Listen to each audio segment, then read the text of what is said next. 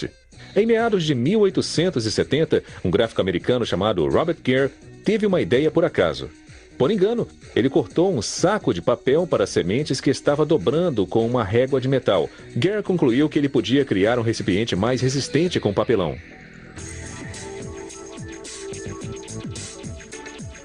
As caixas de papelão existem em uma grande variedade de tamanhos, formatos e cores, mas a maioria partilha de 3 componentes estruturais básicos. Uma folha de papelão ondulado chamado de papel corrugado no meio de 2 folhas lisas de um papel chamado papel plano.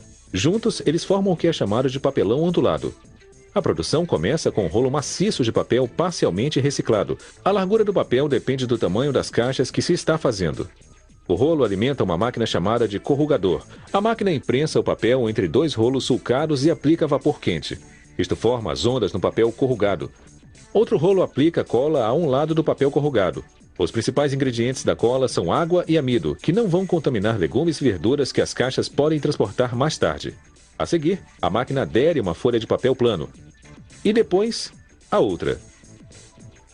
As ondas criam uma camada de ar entre o papel corrugado e o plano, reforçando o papelão. Para maior força, algumas caixas têm um revestimento duplo, 2 papéis corrugados e 3 planos. Os corrugados também podem variar em grossura para obter maior ou menor proteção. A fábrica usa papel parcialmente reciclado para o corrugado porque ele é mais maleável que o papel não reciclado.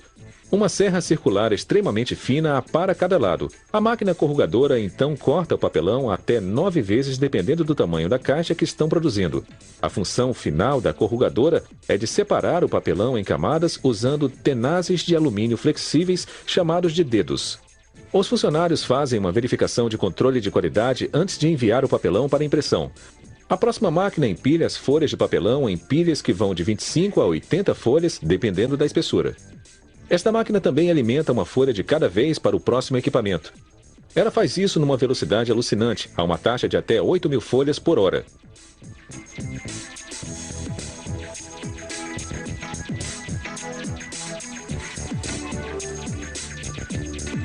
Primeiro, um aparador perfura as folhas para criar abas e alças. Esponjas de borracha acolchoam as lâminas para que elas só cortem as partes que devem cortar. Durante a aparagem, uma prensa condensa os painéis sobrepostos da caixa para nivelar sua espessura. Os funcionários geralmente cortam as esponjas à mão para garantir que elas caibam precisamente em volta das lâminas. O aparador opera a uma velocidade de 8 km por hora, processando até 90 caixas por minuto. Os funcionários enviam os retalhos de volta para a usina de papel para ser reciclados por mais 6 vezes no máximo. Uma máquina de dobragem agora as dobra ao longo de marcas de dobra que o corrugador faz anteriormente. Ela então aplica cola fria nas seções que vão se juntar para formar a caixa. Será cola quente se o papelão estiver revestido com cera. A próxima máquina dobra seções coladas.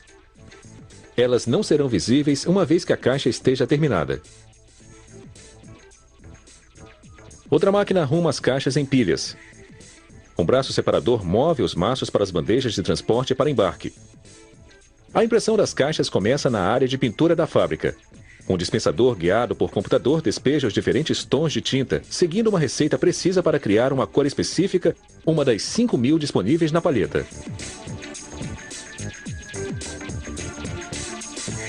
Um balde contém uns 20 kg de tinta para impressão, o suficiente para 2.000 caixas, dependendo da cobertura necessária.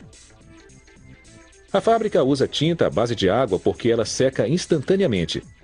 A máquina de impressão aplica a tinta no papelão, um grupo de cores de cada vez por 4 estações consecutivas. Esta fábrica usa um sistema de impressão flexgráfica, um processo que pode imprimir desenhos e ilustrações. Algumas empresas usam o processo litográfico, que também pode imprimir fotografias.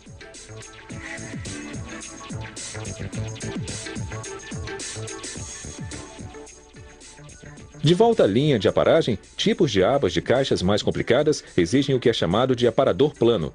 Ele mantém o papelão no lugar por sucção enquanto faz perfurações intrincadas. Após remover os pedaços cortados, os funcionários fazem uma última verificação de qualidade antes de empilhá-los e enviá-los para o estoque.